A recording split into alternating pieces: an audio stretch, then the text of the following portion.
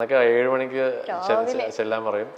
Recording 8 മണിക്കൊക്കെ ആയിരിക്കും ചിലപ്പോൾ. പക്ഷേ 7 മണിക്ക് ചെല്ലാൻ പറയും.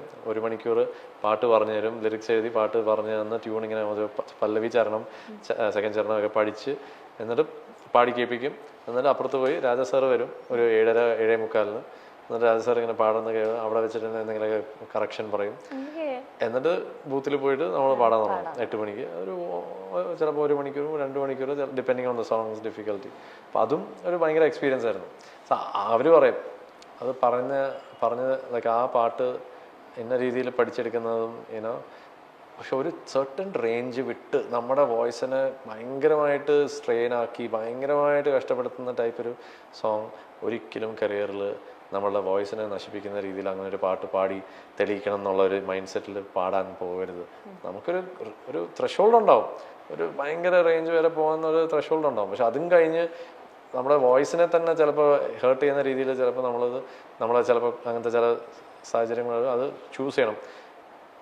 എത്ര വലിയ ഓപ്പർച്യൂണിറ്റി ആണെങ്കിലും എക്സാക്ട്ലി. ഈ പാട്ട് അപ്പയുടെ ഹരിവരാസനം കേൾക്കുമ്പോ കരയാത്തതായിട്ട് മേ ബി ആരും ഉണ്ടാവില്ല. എന്റെ അമ്മയൊക്കെ എപ്പോ കേട്ടാലും ഇരുന്ന് കരയും. സ്റ്റിൽ ഇപ്പൊ വെറുതെ വെച്ച് കൊടുത്താലും എന്റെ അമ്മയുടെ ഒക്കെ കണ്ണു നിറയും. ആ ഒരു സോങ്ങിനെ പറ്റി ചേട്ടൻ എന്താ പറയാനുള്ളത്? ഞാനെന്ത് പറയാനാ, I think it's A cult. അങ്ങനത്തെ ഒരു ടൈപ്പ് ഒരു സംഭവമാണ് അത്. ഐ തിങ്ക് ആ ഒരു കൾച്ചറിലും ഒരു ശബരിമലയുടെ ഒരു ഇതിലും സ്പിരിച്വലി എല്ലാവരെയും കണക്ട് ചെയ്യുന്ന ഒരു ടൈപ്പ് ഒരു സംഭവമാണത്. അത് ഞാനെന്ത് പറയാനാ, I think it's just once in a while അങ്ങനത്തെ ചില സോങ്സ് ഒക്കെ.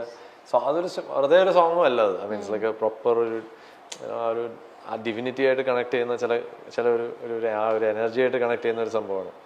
സോ ഐ തിങ്ക് അതിൻ്റെ ആയിട്ട് ഞാനും ഇപ്പോൾ ഒരു പ്രോഗ്രാം ഡിവോഷണൽ പ്രോഗ്രാമോ അല്ലെങ്കിൽ അയ്യപ്പ അമ്പലത്തിൻ്റെ പ്രോഗ്രാമൊക്കെ ചെയ്യുമ്പോഴത്തേക്കും ഞാനും അതിൽ തന്നെ ലൈക്ക് ആ ഒരു പ്രോഗ്രാം അവസാനിക്കുമ്പം അത് പാടിയേ പറ്റൂ.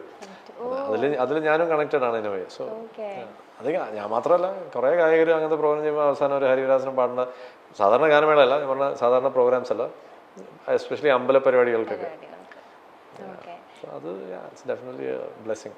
ഇപ്പൊ മലയാളം എഴുതാനും ഒക്കെ പഠിച്ചോ ചേട്ടൻ? ഇല്ല, എന്തിന്. അത് ഞാൻ പറഞ്ഞ ഒരു വേറൊരു ഇന്റർവ്യൂവിൽ എൻ്റെ അടുത്ത് പറഞ്ഞു, അന്ന് തൊട്ട് ആ ഒരു ബ്രേക്ക് വരുന്ന സമയം തൊട്ടുള്ള വിജയ് ചേട്ടനും വിജയ് യേശുദാസും അത് കഴിഞ്ഞിട്ടുള്ള വിജയ് യേശുദാസും തമ്മിൽ എന്തായിരുന്നു വ്യത്യാസം എന്ന് ചോദിച്ചു. ഞാൻ പറഞ്ഞു അന്നത്തെ വിജയ് യേശുദാസും ഇന്നത്തെ വിജയ് യേശുദാസും ഏകദേശം ലൈക്ക് ഓൾമോസ്റ്റ് 80 to 90% സെയിം തന്നെയാണ്. ഓൺലി തിങ് നമ്മൾ ഓവർ ദ ഇയേഴ്സ് നമ്മൾ എക്സ്പീരിയൻസ് ചെയ്യുന്ന കാര്യങ്ങളും നമ്മൾ ഓരോരോ വർക്ക് ചെയ്യുന്നതിൽ നമ്മളുടെ സ്കിൽ ബെറ്റർ ആയിക്കൊണ്ടിരിക്കും, കുറച്ചുകൂടെയും പോളിഷ്ഡ് ആയിക്കൊണ്ടിരിക്കും, കുറച്ചുകൂടെ എക്സ്പീരിയൻസസ് അതിനെ സപ്പോർട്ട് ചെയ്ത് ഇമോഷൻസ് എല്ലാം ഉണ്ടാവും അതിൽ. So it just gets A different colour. അത്രേ ഉള്ളൂ. അല്ലാണ്ട് ഇറ്റ്സ് നോട്ട് ലൈക്ക് നമ്മളായിട്ട് ഒരു പേഴ്സണായിട്ട് നമ്മൾ ഒരിക്കലും വി ഡോണ്ട് റിയലി ചേഞ്ച് അങ്ങനെ. I think it's just the emotions, നമ്മുടെ എക്സ്പീരിയൻസസ് എല്ലാം കൊണ്ട് ജോയിൻ ആയി വരുമ്പോഴത്തേക്ക് we can become like a more different like evolved person എന്ന് അങ്ങനെ വേണമെങ്കിൽ പറയാം. അത്രേ ഉള്ളൂ. ലൈക്ക് ഐ തിങ്ക് അതർവൈസ് അന്ന് പാടിയതായാലും ഇന്ന് പാടിയതായാലും I have just given the same dedication. അപ്പോൾ അതുകൊണ്ടാണ് ഞാൻ പറഞ്ഞത് എന്തിനാ മലയാളം പഠിക്കുന്നത്. അന്നും ഞാൻ മംഗ്ലീഷിൽ ലൈക്ക് ടൈപ്പ് ചെയ്യും, എഴുതും. ഇന്നും ടൈപ്പ് ചെയ്യുന്നതും മംഗ്ലീഷിൽ തന്നെയാണ്. അതൊരു സ്പീഡിന് വേണ്ടിയാണ്. ഇപ്പം മലയാളം വായിക്കാനൊക്കെ പറ്റും, അങ്ങനെ പറഞ്ഞതേ ഉള്ളൂ. പക്ഷെ എഴുതാനും ഇതൊക്കെ എഴുതി പിന്നെ അതിനുള്ള ടൈമില്ല. ഇപ്പം എല്ലാ ഐപാഡിൽ ടൈപ്പ് ചെയ്യുന്നുണ്ട്. മംഗ്ലീഷിലാണ് എല്ലാം വേഗം. തമിഴിലായാലും തംഗ്ലീഷ്, ഹിന്ദി ആയാലും ഇംഗ്ലീഷ്, അതെ. കൺവീനിയൻസിലാണ്. നമ്മൾ റെക്കോർഡിങ്ങിന് പോകുന്നു, അവിടെ ഇരിക്കുന്ന ആള് പിന്നെ വായിക്കാനൊക്കെ പറ്റും ഇപ്പം, പക്ഷെ ആവശ്യത്തിന് മാത്രം. വിജയ് യേശുദാസ് എന്ന സിംഗർ അല്ലെങ്കിൽ എന്തെങ്കിലുമൊക്കെ ബ്രിങ് അപ്പ് ചെയ്യാനായിട്ടുള്ള പ്ലാൻ ഉണ്ടോ? എന്തുകൊണ്ടാ ചേട്ടാ ഒരു യൂട്യൂബ് ചാനലൊക്കെ ആ ഒരു സൈഡിലേക്ക്? യൂട്യൂബ് ചാനൽ ഉണ്ടല്ലോ, പക്ഷെ അത് ഈ പറഞ്ഞ പോലെ അതിനുള്ള ആ ഒരു കണ്ടന്റ് ഉണ്ടാക്കുക, അതിനുള്ള ഇതൊക്കെ എവിടെയോ അതൊരു ബ്രേക്കിന്റെ അല്ല. ഈ പറഞ്ഞ പോലെ ഞാനിപ്പോൾ ഒരു സോങ്ങിലേക്ക് വർക്ക് ചെയ്ത് ഞാൻ അതിൻ്റെ ഒരു പ്രോഡക്റ്റ്, അതിൻ്റെ ഒരു ഇത്, അതിനുവേണ്ടിയാണ് ഈ ലുക്ക്, അത് വീഡിയോ ഷൂട്ട് ചെയ്യാൻ വേണ്ടിയാണ് ലുക്ക്.